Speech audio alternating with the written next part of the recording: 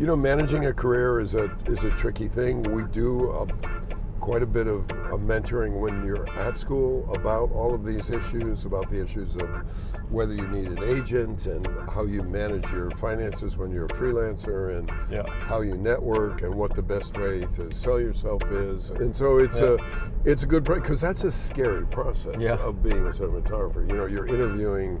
You know, when you're not working, that's what you're doing. You're interviewing, right? Welcome to Cinema 5D on the Go. Moving conversations about moving images with filmmakers and industry leaders. Brought to you by Kessler Crane, Fujinon, G Technology, and Schneider. In association with Sony. This is your host, Nino Leitner. Do you have a lot of people who are changing careers, like not careers, but come from a different field of filmmaking? Yes. So I'm really glad you asked that, because I take a really eclectic group of people. So 2 years ago we had a software engineer from Pixar who had only made one film, but he had done a lot of CGI and software work. He's super smart, and he proved in the one film that he had made that he had a good aesthetic instincts, and so he came into the program and he did really, really well. So we have camera assistants, we have set lighting technicians, do we often have people who come from, say, a little bit of directing? Yes. Do we often have people who come from, say, editing? No, never. From producing? No, never. So it's usually allied crafts that become interested in cinematography. We do have a fair number of people who have had successful still photography careers. Just wanted to ask that. And they're really exciting to get, because one of the great things about still photography is that they often work as their own stylists. So they have a great sense of, aesthetic sense, a visual sense, what a production designer can contribute, and like that. Very cool. So if somebody wants to start, it's of course also, it's not so cheap to study there. It's not so cheap, but we do have financial aid. And it's getting more every year. Right? Okay, cool. Yeah. And this is all online, and people can look that up. Awesome.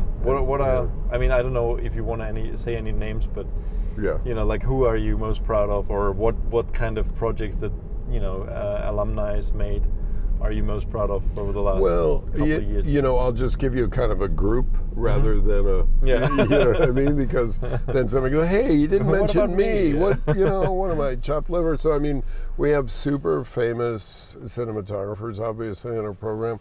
For me, a personal favorite, and I didn't graduate him, so I can take no responsibility, but I love Robert Elswit's work. It's very varied. It's everything from Bourne film to small films that are low budget, and I really admire that in a cinematographer who is really driven by story and is willing to work low budget alongside bigger films.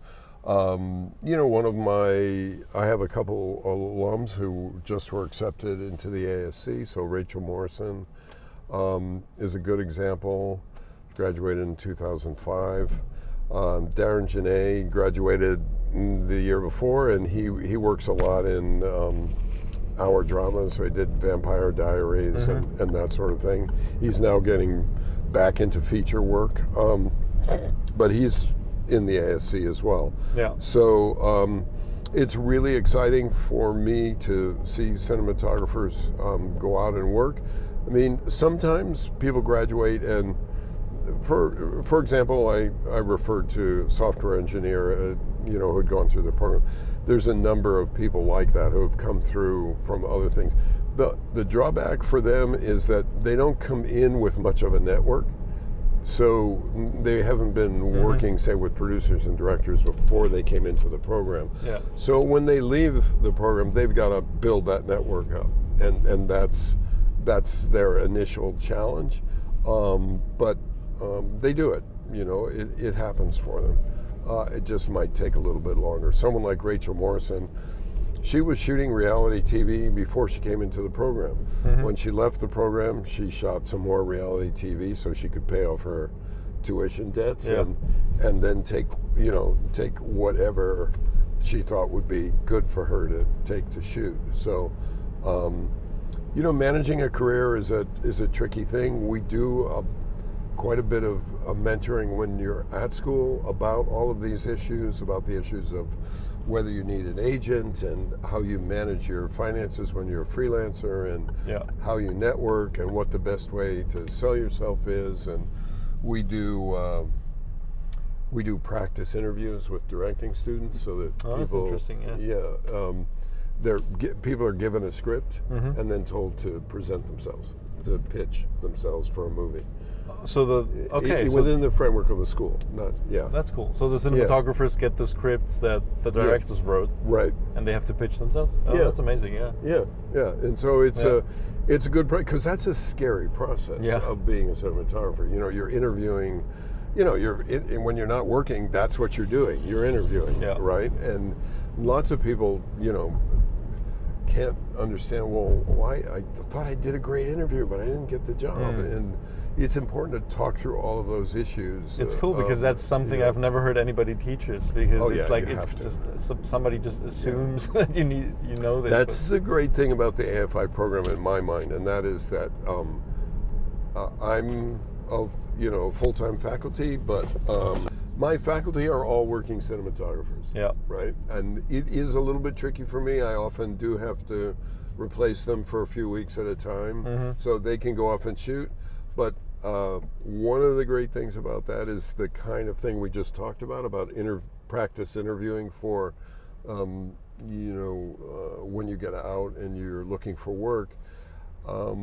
That grew out of the fact that one of my cinematography faculty said to me, "Hey, you keep on talking about, all the interviews you've done and what's a good way to do it." She said, "But we're just talking about it. We can't just talk about it. We have to actually do something that will stick with the fellows, and they'll really begin to learn, like, okay, here's what you put in a lookbook, here's what you don't put in a lookbook, right? And how soon do you do a lookbook, and and all of that."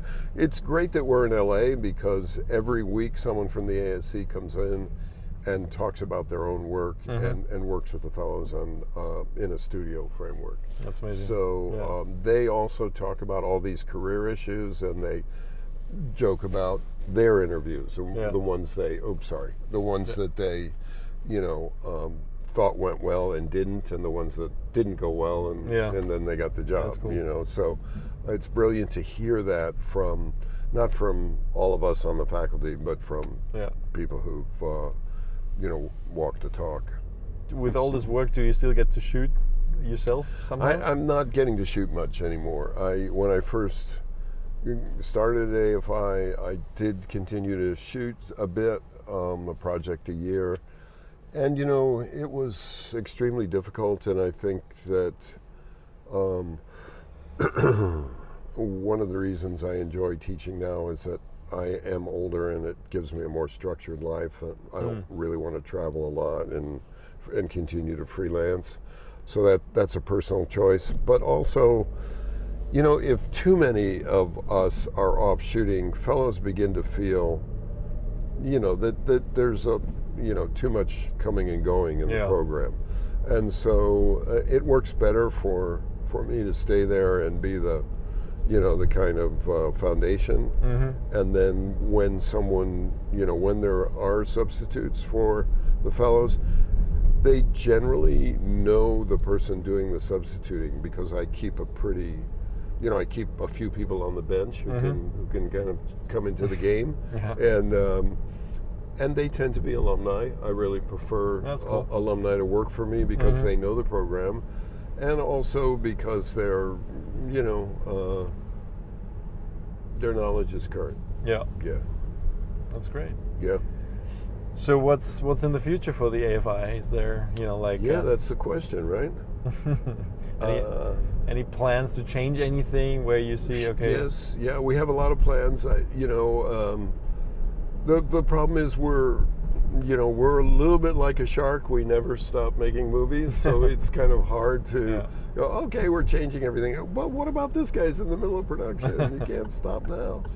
So I'm trying to develop a parallel program so that I am not just I'm not just graduating people who are going to go into production. I would like to start graduating people that are going to go into allied areas like visual effects supervising, color correction, visual effects camera work, all of that. And so that will be a sort of a track that hopefully we'll be able to do it soon. I'm hoping. It's going to take some investment. It's going to, take a bit of stretching what we do, but I think it's important to. I think it's really appropriate for what's happening. There are people like, say, I don't know if you know Dave Stump or Mark Weingartner is here, but they're cinematographers who have both, on the dolly shooting career as well as a visual effects supervisor career. And I think that's a good area for us to begin to expand. Yeah, absolutely. I mean, you have all these animation films where people need to know how to handle camera and lighting. And guess what? Virtually no film has no effects in it anymore. So triple negative there. And we saw this. There was this amazing panel yesterday, I think, with a colorist where. Oh yeah, I heard about it. Yeah, he showed us where just like. Talking about a lot of other things, and then he showed, and I add some negative fill here and stuff like that. He was just darkening faces and stuff. So it's like, it looks too flat. So it's kind of like enhancing the work of the cinematographer and the gaffer. That's right. In a way. That's right. And so the person you want doing that is someone who's going to talk to you and speak your language and respect you. Yeah. And so we do. The one thing I didn't mention is in our first year, we do teach enough operational aspects of Resolve that fellows can color correct their own work. They do it with a tutor nearby, so they don't get too deep into the weeds with color correcting something that becomes problematical. But we do feel it's important for the ability of a cinematographer to communicate with a colorist that they have some operational knowledge. And of course, Resolve is the perfect product to be able to do that with, since they can have it. They can have a version on their own laptops without any expense. Well, thank you so much, Stephen. That was very, very nice. I would shake your hand, but you're driving. I'm driving. We can do that once I pull into the Opera Nova, where the festival center, where we're almost back. Great. And that was really great and comprehensive. And good. I'm sure our audience will love it. Okay, good. Comprehensive is a word I like. No, I mean, it's like that's the idea behind these interviews is like, to have quite long form interviews that you usually don't do because you are like always everybody's under pressure, and kind of driving the car is people sit back and have the time. And hello. Well, thanks everybody for watching this episode of Cinema 5D on the Go. Check back frequently next week for the next episode, and see you soon.